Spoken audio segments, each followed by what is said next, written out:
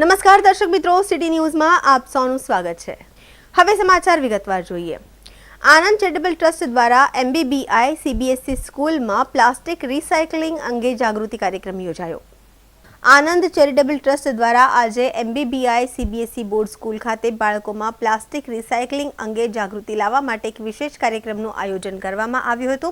આ કાર્યક્રમનો હેતુ વિદ્યાર્થીઓને પર્યાવરણ સંરક્ષણનું મહત્વ સમજાવવાનો તથા પ્લાસ્ટિકના પુનઃઉપયોગ માટે પ્રોત્સાહિત કરવાનો હતો। કાર્યક્રમ અંતર્ગત વિદ્યાર્થીઓને જણાવવામાં આવ્યું હતું કે રિસાયકલિંગ માટે તૈયાર થયેલા ક્ષતિગ્રસ્ત પેન, ભૌમિતિક સાધનો, શાર્પનર, કંપાસ બોક્સ સહિતના પ્લાસ્ટિક સામગ્રી શાળામાં પરત કરી શકાશે।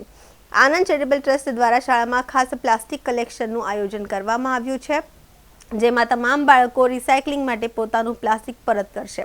આ પ્રસંગે આનંદ ચેરિટેબલ ટ્રસ્ટના વડા શ્રી મહેન્દ્રસિંહ, સંદીપ વાઘ તથા હિરેન શાહ ઉપસ્થિત રહ્યા હતા। ટ્રસ્ટના પ્રતિનિધિઓએ બાળકોને પ્લાસ્ટિકનો યોગ્ય નિકાલ કરી સ્વચ્છ અને હરિયાળું पर्यावरण बनवानी अपील करी थी। आनंद चैरिटेबल ट्रस्ट के माध्यम से MBBI एजुकेशनल एकेडमी CBSE ने आज प्लास्टिक मुक्त रैली का आयोजन किया है। इस रैली द्वारा हम अपने बच्चों को ये सिखाना चाहते हैं कि प्लास्टिक हमारे फ़ायदे के लिए बना तो था, लेकिन आज वह पर्यावरण के लिए हानिकारक बन चुकी है। तो ये महत्वपूर्ण संदेश हम बच्चों द्वारा अपने उमर गांव के लोगों तक भी पहुंचाना चाहते हैं। हमें ये आशा है कि यह महत्वपूर्ण मुद्दा हमारे बच्चों के साथ हमेशा रहे और वो हमेशा ध्यान रखे। हमारे बच्चों में आज ये उत्साह देके हमें भी बहुत खुशी हो रही है और हम आशा करते हैं कि ये महत्वपूर्ण मुद्दा प्लास्टिक मुक्त पर्यावरण ये हमेशा हमारे बच्चे ध्यान में रखें। नमस्कार, मैं Mrs Bhavna निगड़ेकर, principle of मेहरनोश Boman बुर्जोर Irani educational academy CBSE board. ये एक बड़ा इनिशिएटिव लिया गया है आनंद चैरिटेबल ट्रस्ट की तरफ से कि हम किस तरह से अपने पर्यावरण को प्रदूषण रहित रख सकते हैं, जिसके लिए उन्होंने आज के दिन एक रैली का आयोजन किया, जिसमें उन्होंने हमारे बच्चों से हमसे सहयोग की अपील की। और हम लोग, हमारे बच्चे जो 6ठी से लेकर 11वीं तक आज इस रैली का पार्ट बन रहे हैं। और ये एक तरह का कैंपेन है, एक अवेयरनेस है यहाँ के लोगों को बताने के लिए कि किस तरह से हम अपने पर्यावरण की रक्षा कर सकते हैं।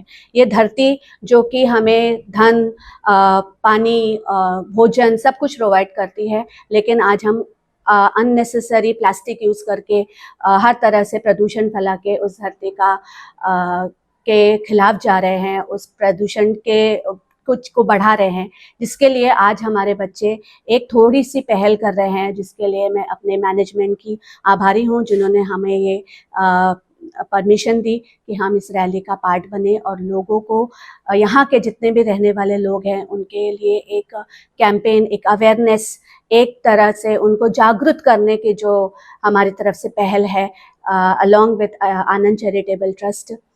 तो ये एक हम लोगों ने एक छोटी रैली का आयोजन किया है, जिसमें बच्चे पूरी तरह से उत्साहपूर्वक पार्टिसिपेट कर रहे हैं। और मैं सच में इन सब के लिए आभारी हूँ, आनंद चैरिटेबल ट्रस्ट की, हमारे मैनेजमेंट की, जिन्होंने हमको इस लायक समझा कि हमारे बच्चे एक थोड़ा सा योगदान पर्यावरण की तरफ दें।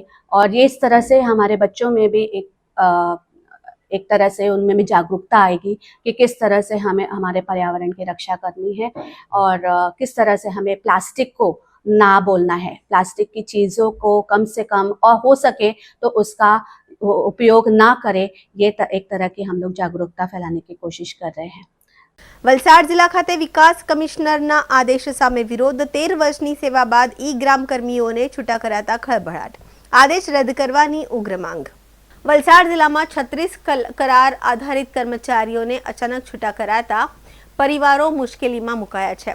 वलसाडमां ई-ग्राम स्टाफनी हकालपट्टीथी 321 जेटला ऑनलाइन सेवाओं पर ब्रेक लागशे। वलसाडमां ई-ग्राम योजनाना टेक्निकल स्टाफने छूटा कराता ग्राम्य अरजदारो अटवाशे।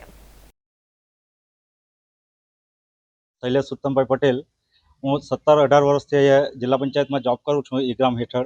आज ई-ग्राम विश्वग्राम में जो योजनाओं चाले है, डिजिटल चाले है, शुरुआत थी लईने अत्यार सुधी अमे प्रमाणिकपणे काम करता आवेला छे। रजाना दिवसों मोडे सुधी बेसीने रात्रे 11 वाग्या सुधी पण કામ કર્યું છે અને અમે કામ કરવા માટે તૈયાર છે. પણ જે આ અચાનક જે પરિપત્ર એ છૂટા કરવાનો જે વિકાસ કમિશનરમાંથી 20 તારીખે આદેશ થયો છે એ દરેક જણને દરેક ઘરના 1500 જેટલા અંદાજે ચૂલાને અસર થશે. અમારે ત્યાં 36 વલસાડ જિલ્લામાં 36નો સ્ટાફ છે. એમાં 15મું નાણાપંચ MIS TLE એમને મોટી તકલીફો થવાની છે અને આજે બધાને લોનના હપ્તાઓ ચાલે છે તેમજ ઘરમાં કેવી રીતે ચલાવવું એટલી સેલરીમાં પણ ચલાવી શકતા નથી અને આજે એકદમ જ આ બંધ થઈ ગયું તો નિરાધાર થઈ ગયા છે. અમુકને તો વાત કરવાની પણ પરિસ્થિતિ નથી અને એકદમ સામાજિક રીતે ઘરથી એકદમ ખરાબ હાલતમાં આવી ગયા છે. અમારી એ જ માંગ છે કે જે આ પરિપત્ર જે છૂટા કરવાનો થયો છે ડીસી ઓફિસમાં એ રદ કરવામાં આવે અને અમને ફરીથી પુનઃ નિમણૂક થઈ અને ઈ ગ્રામની સેવા સતત ચાલુ રહી ત્યાં સુધી અમને કોઈ પણ જાતનું એ નહીં કરે અને અમે પ્રમાણિકપણે કરવા તૈયાર છીએ.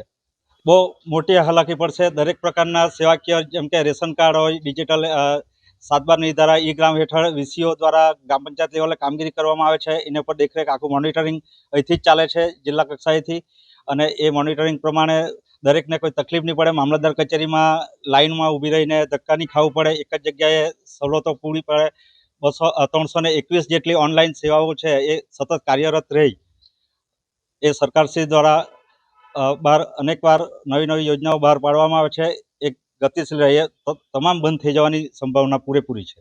અમારી રજૂઆત એ જ છે કે વિકાસ કમિશનર જે લેટર આવ્યો હતો જિલ્લા પંચાયતમાં 20 તારીખના રોજ, જેમાં એ જણાવવામાં આવ્યું કે જિલ્લા પંચાયતના જે સ્ટાફ છે તે છોડીને દરેકને છૂટા કરવામાં, જેમાં છે TLE છે, મેન પાવર સપોર્ટ છે, 15મું નાણાપંચ છે, ટેકનિકલ એન્જિનિયર છે, એ દરેકને 36 જણની જે ટીમ છે તેમને છૂટા કરવામાં આવે છે. તે ઉપરાંત જિલ્લા આખા રાજ્યમાંથી 1500થી વધુ લોકોને આ રીતે છૂટા કરવામાં આવ્યા છે. માંગ અમારે છે કે અમે 2007થી જે શરૂઆત થયેલી 2007થી ત્યાંથી ગણવામાં લાગેલા છે, જેમની ઉંમર પણ પતી ગયેલી છે કે બીજી કોઈ જગ્યાએ નોકરી પણ નહીં મળી શકે કે બીજે કંપની પણ નહીં જઈ શકે. તે છતાં અમે આ રીતે જો ઓછા સેલેરીમાં લાગેલા છે, જ્યારે 5000ની સેલેરી હતી જે હાલમાં 15000 થઈ છે. આજે જોઈએ તો ઘણાની 20 થી 25 હજાર છે. તે છતાં અમે 15000ની સેલેરીમાં આ જોબ કરી રહેલા છે ને અચાનક કહેવામાં આવે છે કે તમે 1 તારીખથી તમારી જોબ છૂટી છે, તમારે આવવાનું નથી ના કોઈ પીરિયડ. અમને પણ જો નોકરી છોડે તો અમારે 1 મહિનાનો પહેલાં નોટિસ પીરિયડ આપવાનું હોય. તે છતાં આ લોકો અમને કોઈ જાતની જાણ કરેલ નથી. માંગ કંઈ નહીં, અમને પાછા જે જોબ પરથી કાઢી મૂકવામાં આવ્યા છે તેને પાછા લેવામાં આવે. આર્થિક ભારણ તો તમે જોઈએ તો દરેકના છોકરા છે, દરેકનો કોઈને કોઈ હપ્તો ચાલે છે. મેં મારી વાત કરું તો મારો ઘરનો હપ્તો છે, ગાડીનો હપ્તો છે, એ તો ઘણાનો હપ્તા ચાલે છે કે પછી છોકરાનો ભણવાનો ખર્ચ વધી જાય છે. તો હવે 15 સેલેરી અમે આટલું કરતા હોય તો હવે આ 15 સેલેરી જો બંધ થઈ જશે તો અમારે તો કંઈ નહીં રહેશે. વલસાડ તાલુકાના સરોદી હાઈવે ખાતેની ઘટના. સરોદી હાઈવે પર આવેલ ગેરેજમાં વલસાડ રૂરલ પોલીસે બાતમીના આધારે પાડી રેડ. વલસાડ રૂરલ પોલીસે બાતમીના આધારે રેડ પાડી છે. ગેરેજમાં આડમાં નશીલા માદક પદાર્થનું વેચાણ પકડાયું છે. ગેરેજ માલિક અશફાક શેખ ટ્રક ડ્રાઈવરોને નશીલા પદાર્થોનું વેચાણ કરતો હતો. વલસાડ રૂરલ પોલીસે અશફાક સફીઉલ્લા શેખ નામના આરોપીની ધરપકડ કરી પોલીસે 1.400 મિલીગ્રામ જેટલું નશીલું માદક પદાર્થ, વજન કાંટો, મોબાઈલ સહિત કુલ 28,150 રૂપિયાના મુદ્દામાલ જપ્ત કર્યો છે અને FSL ટીમે ઘટના સ્થળે પહોંચી સેમ્પલો લઈ તપાસ હાથ ધરી છે.